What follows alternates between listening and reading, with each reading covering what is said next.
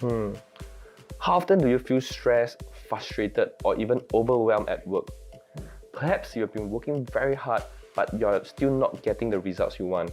Or perhaps everything in your life right now is not going the way you want it to be. My question to you is, how do you manage stress? How do you manage your emotion when you're stressful, frustrated, and overwhelmed? Is it a healthy way or is it an unhealthy way? Because do you realize that stress doesn't disappear when you go back home? It stays with you, and perhaps it might even affect you physically, mentally, and emotionally. You realize that perhaps it doesn't just affect you alone per se, it affects your family members, it affects your friends. Would you agree with me that it is important for us to know how to manage stress, how to manage our negative emotion? So in this video, I just want to share with you some stress management techniques that you can use so that you are able to manage your emotion better when things are not going the way you want it to be, when times are tough, when you're not getting the results you want, and so that you are able to get back on track as soon as possible to achieve the results and goals you want in your career, in your life. First thing, number one, when you are stressful, what is your initial response system?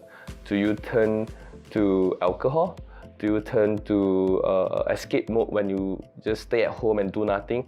Do you like to hang out with friends? What do you do? And all these things that you do is going to affect you positively or negatively. My suggestion is this. If you are feeling stressful, first thing first, acknowledge that you are currently feeling stressful. If you don't acknowledge it, you're not going to do anything about it.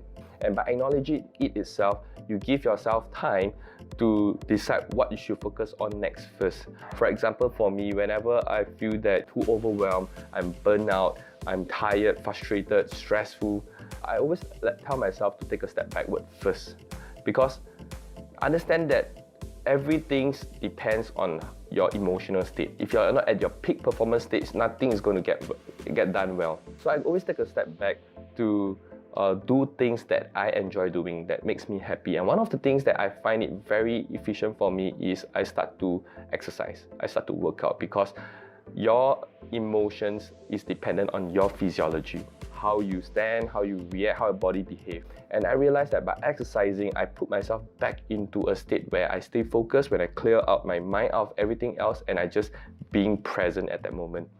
So that works for me. I'm not sure it will work for you as well. But the key thing is to find something that you enjoy doing, right? For some of you, it could be hanging out with friends that inspire you and empower you. That works for me as well. Sometimes when I'm lost, when I'm struggling, when I'm not sure what to do, I put myself in an environment that shower me with positivity, that inspire me to take action.